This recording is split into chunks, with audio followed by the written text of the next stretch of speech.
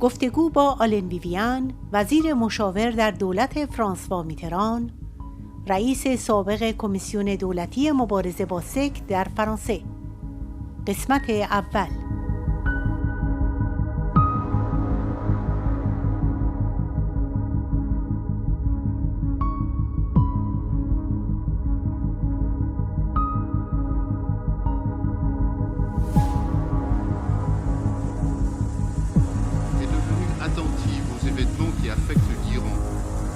Il est vrai que la France avait déjà accueilli des exilés iraniens en la personne de celui qui allait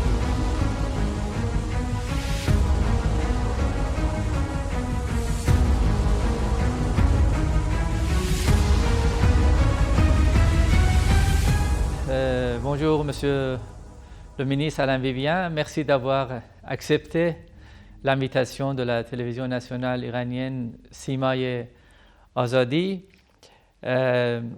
Vous avez été depuis de longues années aux côtés de la résistance iranienne. Vous l'avez soutenue dans des temps difficiles avec vos collègues François Kolgombe et Jean-Pierre Michel. Vous aviez fondé le Comité français pour un Iran démocratique, où vous avez défendu bien sûr les droits de l'homme en Iran, le droit des Iraniens, particulièrement aussi dans des circonstances difficiles qui entouraient le Conseil national de la résistance iranienne, les Moudjahidines du peuple d'Iran en France, dans les affaires juridiques montées à la demande du régime iranien contre la résistance, dans le retrait du nom des Moudjahidines du peuple de la liste terroriste.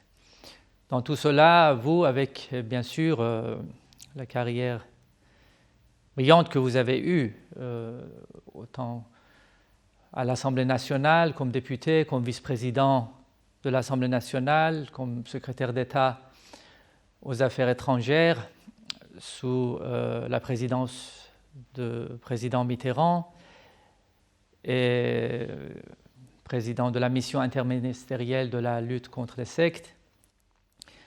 Donc, avec une connaissance profonde à la fois du monde politique, de la géopolitique.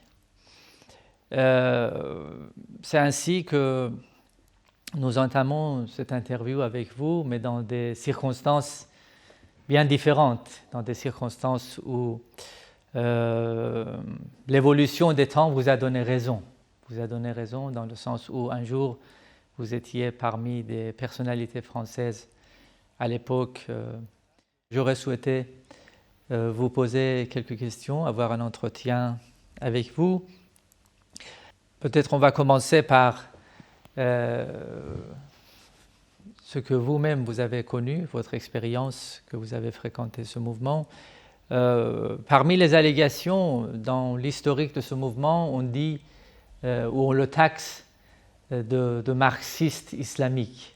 Alors, comment interpréter cette étiquette qui ne colle pas déjà au niveau des deux sources d'inspiration de l'OMPI? Je vais faire une remarque culinaire. Je dirais que c'est un curieux potage que de parler de marxisme, d'islamisme, voire de pire encore, et d'embarbouiller en quelque sorte un mouvement de résistance qui n'a pas grand-chose à voir avec ces termes.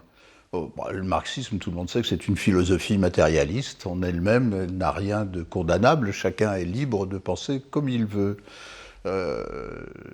Chacun a également le droit de croire ou de ne pas croire. Et l'islam est évidemment une des grandes religions, la troisième grande religion monothéiste. Je ne vois pas très bien qu'on pourrait être à la fois spiritualiste et religieux d'une part et marxiste de l'autre. Donc ça ne va pas ensemble. Il y a là quelque chose d'inquiétant dans la bouche de ceux qui profèrent ce genre de propos, qui semble viser surtout à salir en quelque sorte un adversaire dont on a du mal à se dépêtrer dans la mesure où lui se fonde sur la raison, sur la réflexion, sur la sagesse et surtout sur l'équilibre, avec en arrière-pensée bien entendu la liberté qui doit inspirer tous les peuples à travers le monde, peuple iranien que je voudrais saluer à cette occasion et qui depuis 40 ans est victime d'une dictature de nature religieuse tout à fait redoutable. Vous savez que cette étiquette, d'ailleurs, de marxisme islamique était inventée par le Shah, c'est-à-dire les premières qui a taxé ainsi l'OMPI, c'était la SAVAK, donc la police politique du Shah. Et l'idée de son invention par, disons, les cerveaux de la SAVAK, c'était que les Moudjahidines du peuple sont d'une grande popularité dans les milieux musulmans intellectuels, dans les milieux musulmans qui contestent le clergé. Et donc, en les taxant de marxistes, on peut créer une sorte de désaveu ou, disons, rejet dans ces milieux de jeunes musulmans qui les soutiennent. Après la chute du Shah, cela a été repris par les mollahs, mais à leur manière. Cette fois-ci, ils ont en quelque sorte recyclé l'étiquette déjà inventée par la SAVAK. Donc ça sert en quelque sorte de dictature en même temps. Oui, c'est une sorte de commodité abusive. Je ne savais pas qu'à l'origine de ce terme de marxiste islamique, il y avait quelques penseurs, je mets le terme penseur entre guillemets, du temps du Shah. Je pense que ce qu'il voulait dire par marxiste était surtout soviétique, c'est-à-dire qu'à l'époque, le Shah et la politique qu'il conduisait étaient beaucoup plus pro-américaine que naturellement favorable au régime qui prévalait à l'époque en Union soviétique. Et puis, enfin, la fin de la guerre froide est arrivée et tout ça n'a plus aucun sens. Alors que ce soit des mouvements fondamentalistes qui reprennent à leur compte ce genre de vocabulaire, c'est d'autant plus étonnant, et ça fait un peu sourire, qu'eux-mêmes ont combattu le Shah à l'origine, et ont été parmi ceux qui ont contribué à la chute de cette monarchie très contestable. Oui, c'est vrai, quand vous dites qu'ils l'ont repris à leur compte, parce que les mollahs, comme vous savez, ils contestent de grands pans de la science humaine. Oui, c'est un classique de tous les systèmes totalitaires, aggravé encore parce que c'est un totalitarisme de nature religieuse, qui se déclare comme tel. Moi, ce que j'observe, c'est que les meilleurs enfants de l'Iran, et qu'on connaît bien, car malheureusement beaucoup d'entre eux ont dû s'exiler, et que beaucoup d'autres continuent à travailler pour leur patrie au sein même des frontières de l'Iran, sont des gens qui prêtent attention à la science. Dans un lointain passé, dans nos pays occidentaux, nous avons dû combattre aussi des tendances fondamentalistes religieuses. Je pense qu'à des gens comme Galilée, et qu'il y a encore parmi nous de toutes petites minorités, mais qui existent, qui estiment que la Terre n'est pas ronde, qu'elle est plate, parce que ça aurait été écrit dans un texte sacré ancien. Donc ce que j'observe, moi, c'est que finalement, les meilleurs enfants de l'Iran sont des gens qui se sont dotés d'une instruction et d'une culture, ou qui ont été dotés par leur famille, par les leurs, qui leur permet aujourd'hui de tenir une place de grande importance dans les domaines des sciences, également dans les domaines de l'art, de la musique, de l'esthétique. Ce qui est le témoignage d'une grande vitalité, en dépit de tout ce qu'ils doivent subir pour pouvoir s'exprimer. En tout cas, ceux qui ont pu s'émanciper du fondamentalisme donne une image de l'Iran qui est tout à fait positive pour l'avenir et qui rend optimiste. Si vous permettez, revenons à votre expérience personnelle, parce que voici des années que vous avez fréquenté donc la résistance iranienne, aussi bien le CNRI, le secrétariat Auvers-sur-Oise. Vous avez rencontré à la fois Madame Rajavi, la présidente élue du CNRI, les différentes personnes en poste de responsabilité, mais aussi vous avez voyagé il y a quelque temps en Albanie, où vous avez rendu visite aux membres des Moudjahidines du peuple qui étaient donc transférés de l'Irak en Albanie. Il y a un certain nombre de ces allégations qui se répètent et qui se renouvellent dans la propagande des mollahs et de leurs acolytes vis-à-vis de la résistance iranienne. Et parfois, on les trouve aussi comme des copies-collées. On dit que l'OMPI présente toutes les caractéristiques d'une d'une structure opaque, dirigée de manière autocratique et sectaire. Voilà des mots qu'on retrouve souvent. Est-ce que c'est l'impression que vous avez après quelques décennies d'avoir fréquenté l'OMPI? Je crois qu'il faudrait apporter à ça une sorte de double réponse. Ou bien il s'agit d'imputations qui proviennent du régime actuel qui sévit à Téhéran, ou bien il s'agit de ce que cette propagande a réussi à pénétrer des milieux qui ne sont pas iraniens et qui se croient autorisés, en reprenant ces termes, vous avez parlé de copier-coller, de se croire autorisés donc à parler de ce qu'ils ne connaissent pas. Malheureusement, je dois dire qu'il arrive que des documents quasi officiels, ou quelques-uns moins officiels, mais qui finissent par arriver dans la presse, reprennent comme ça ces accusations. Bon, je crois que l'accusation de sectarisme est assez facile à prononcer. D'abord parce que juridiquement on est très tranquille, il n'y a pas de définition de secte. On peut toujours accuser quelqu'un d'être lui-même dans une secte en oubliant qu'on peut l'être soi-même. Si je devais dire ce que m'a appris l'expérience dont vous avez parlé là tout à l'heure à la tête de la mission de lutte contre les sectes, c'est que le sectarisme est surtout un acte ou des actes posés d'une manière absolue, qu'on ne peut pas contester.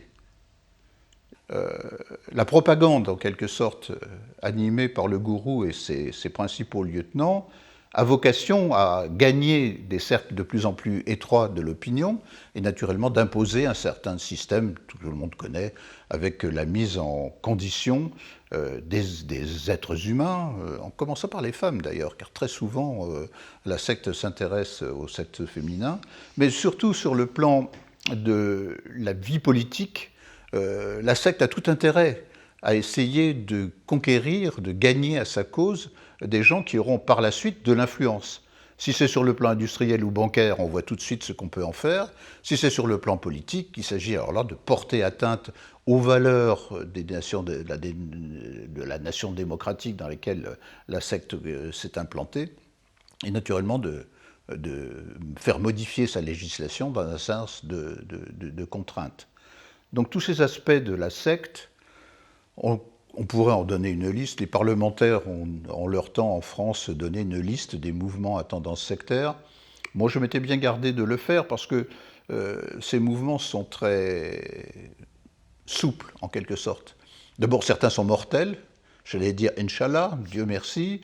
J'ai eu beaucoup de mal à les retrouver dans le monde de la résistance iranienne. Vous avez rappelé que je me suis allé à plusieurs reprises à la rencontre. Je crois que la première fois, on peut le dire, c'est une anecdote, mais elle a son poids. C'était à l'occasion d'une manifestation à l'Hôtel de Ville de Paris qui était en faveur des libertés. J'ai eu l'occasion de rencontrer la présidente, Madame Radjavi, et puis d'un certain nombre de ses collaborateurs. Et nous avons naturellement sympathisé parce que nous avions le sentiment que les uns et les autres, nous mettions d'abord la liberté au premier plan, la liberté de conscience bien sûr, au premier plan de nos préoccupations. Et puis, peu à peu, j'ai mieux connu le mouvement que vous animez, qu'elle anime et que vous animez. Et j'ai eu aussi l'occasion, une fois au moins, de me rendre sur place à Ashraf 3, c'est-à-dire là où se sont réfugiés et accueillis par les Albanais, qu'il faut d'ailleurs remercier au passage, de tout un tas de familles d'exilés qui ont trouvé là une forme de salut provisoire après les exactions commises par des forces cléricales contre Ashraf 1 et Ashraf 2, qui ont subi des exactions abominables, et en particulier des bombardements de populations civiles qui étaient tout à fait inadmissibles. À Ashraf 3, moi je n'ai pas rencontré des femmes et des hommes qui avaient l'impression d'être contraints.